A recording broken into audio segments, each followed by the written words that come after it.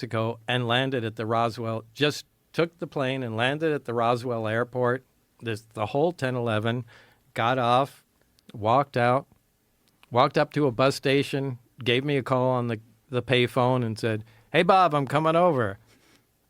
Okay. You're in New Mexico? Yeah. And he drove up. Taxi would drop him off at the house. He'd walk. He walked in. He went, "Boy, I'm tired."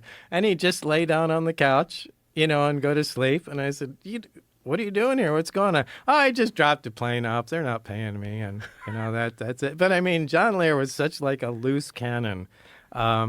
He was a great friend to have, but he had no bullshit filter.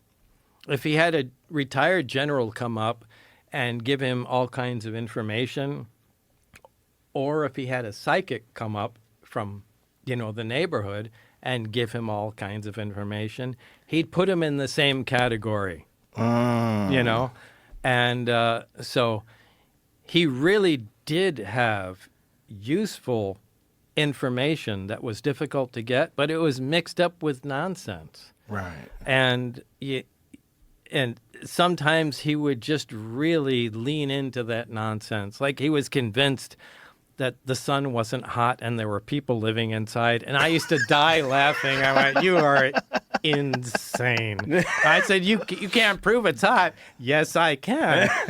Just go outside, on a hot day, and John said, "That's not the sun. That's just the sun's atmosphere that's on fire." And I said, "You're just crazy." But we got along, and he knew that I thought he was crazy. But the thing is, a lot of people did come to him and give him good information. Anyway, I don't remember where I was going with this. That's the thing about some people. Some people will tell you nonsense, and then they'll tell you true things.